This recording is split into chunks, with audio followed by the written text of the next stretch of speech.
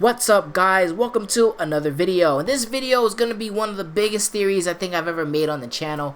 But before we go into it, I just want to say, yes, I know I took a week break. Everybody's been asking where I am. I'm getting tons of messages on all my social medias. I had to take a step back because I recently got so busy with my personal life that I needed to take a step back.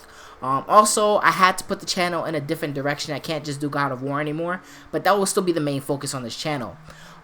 Special thanks to, again, my YouTube channel members. Oh my god, thank you guys so much for supporting me. I really do appreciate it. Also, a special shout out to Twilight for pretty much running my Discord server by himself. Oh my gosh, thank you so much, Twilight. You can message me on Twitter and Discord, but I get like 100 messages every 2 weeks. It's kind of crazy, and I'm trying my best to answer everybody. With that being said, let's get right into the video.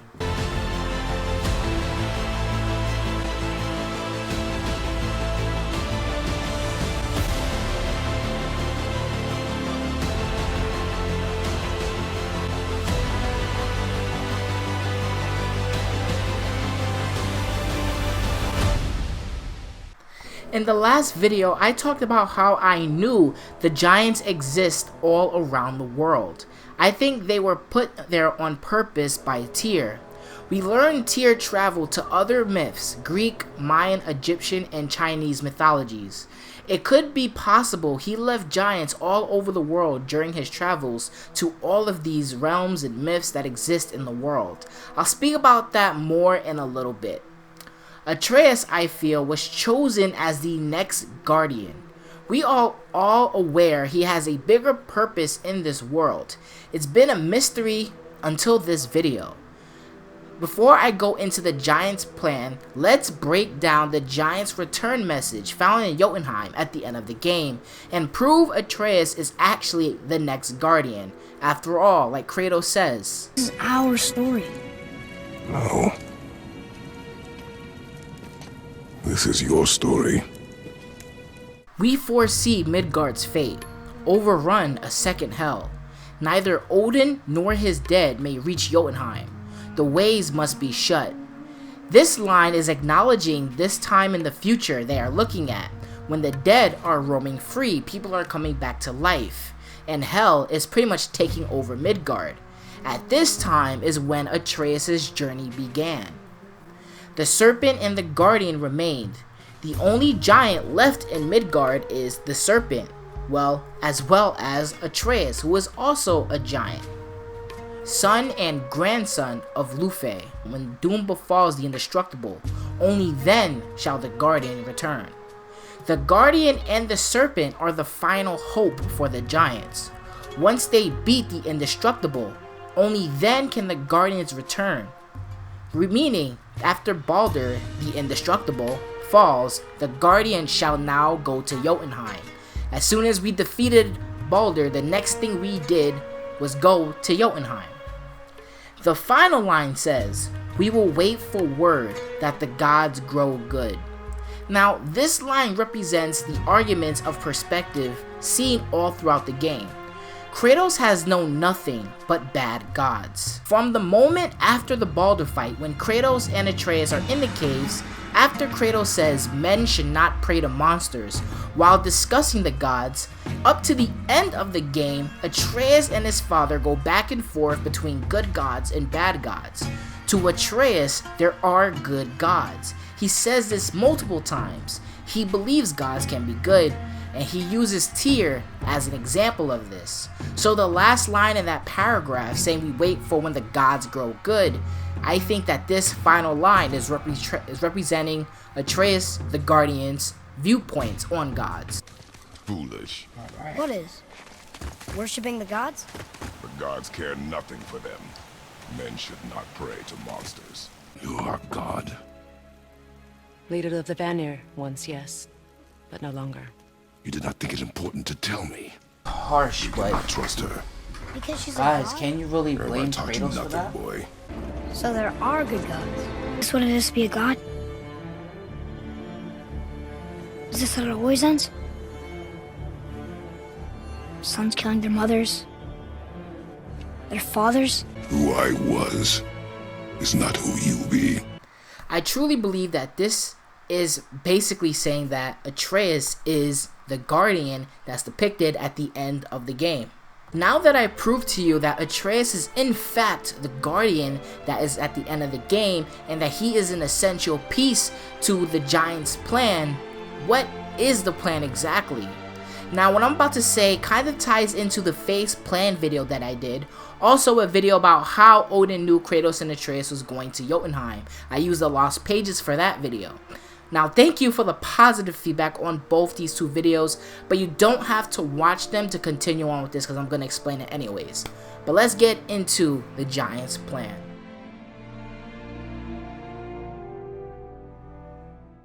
When Odin traveled to Jotunheim with Tyr in order to propose a truce with the Giants, Odin had a secret agenda to figure out how to stop Ragnarok. Once Odin was exposed, they cursed him, never being able to step foot in Jotunheim again. They asked Tyr to close all the ways to Jotunheim. Now that is confirmed in the game as well as the lost pages. However, this is where my theory comes in. What we didn't know was that the Giants also told Tyr to create a secret path to get to Jotunheim. This is how I think that happened. Tyr standing next to Faye, both were given a task by the Giants to ensure the Guardian will eventually make it to Jotunheim. At the same time, they were telling Luffy she no longer had to fight and that she doesn't need to do it anymore.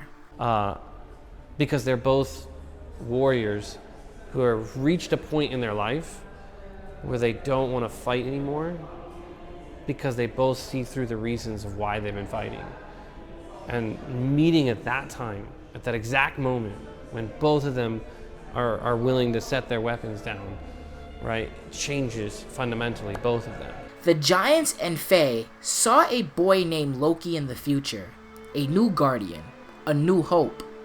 The Giants telling Faye this guardian she will meet as she travels in Midgard.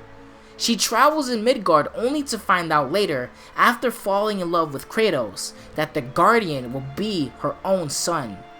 She saw the future and realized she must lay down her arms and prepare Loki for the future he would eventually embark on with his father and the hardships of Midgard and going against the Aesir.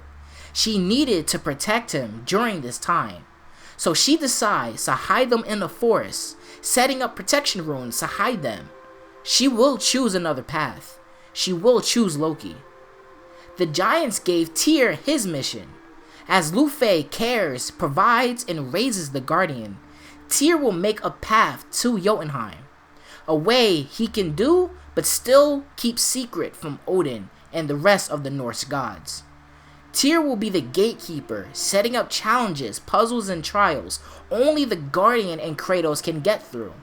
The Giants knew the future.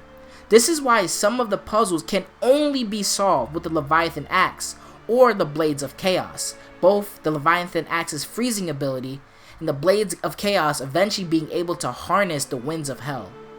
They were specifically designed with these two weapons in mind. The Giants themselves will also influence the future, giving Mimir the jewels in his eyes since they know he will be there at that point in time.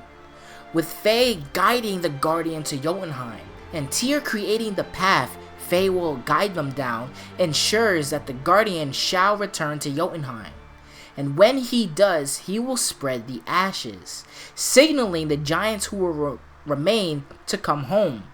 Fimbulwinter has begun and we are on the eve of Ragnarok. Come home and you will be under the protection of the new Guardian. He and the Serpent will rise to fight the Aesir. We need your help. To the Giants in Greek, Egypt, China, and everywhere else. Now, how do I know the Giants are alive and scattered? Well, one, I kind of covered this in a recent video. You can go watch that if you want. But also, look at the Guardians page again that I showed you. It said at the end, we are waiting for that world. They're waiting for when Atreus goes to Jotunheim. They're waiting for their last hope, the new Guardian, to step up. Kratos said at the end of the game that this is Atreus' story. The Giants, Faye and Tyr, They all came together to bring Atreus to Jotunheim, for Loki to actually save them all. Ragnarok started because of this journey that we embarked on. Faye is no longer here because she wanted us to go on this journey. Corey said that Kratos wouldn't need that push, and that push was Balder coming down. But remember, Balder only found them because Kratos destroyed the protection rune. Faye forced the journey to start on her terms, on her time. Tyr laid out the path, and Faye marked the path before she fled. Everything comes and circles around not Kratos, but it circles around Atreus. I am strong, I am strong, I am strong enough to let you in.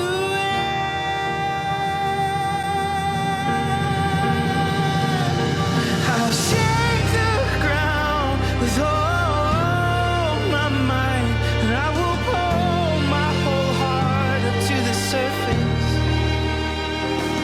For the innocent, for the vulnerable, and I'll show up on the front lines with a purpose. And I'll give all I have, I'll give my blood, give my sweat.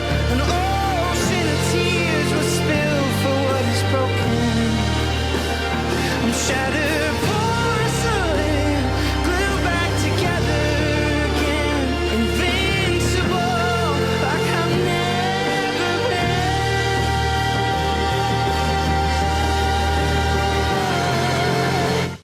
And that is the end of my giant plan theory video. I hope you guys enjoyed. Please hit that like button and share it. It really helps out the channel a lot. I think that this is crazy. I'm getting myself hyped just recording this, to be perfectly honest with you. But like I said earlier, I'm going to expand the channel. I can't just do God of War anymore, sadly, but I'm gonna be here for God of War regardless. I'm gonna be out of here. Thank you guys for listening. Deuces.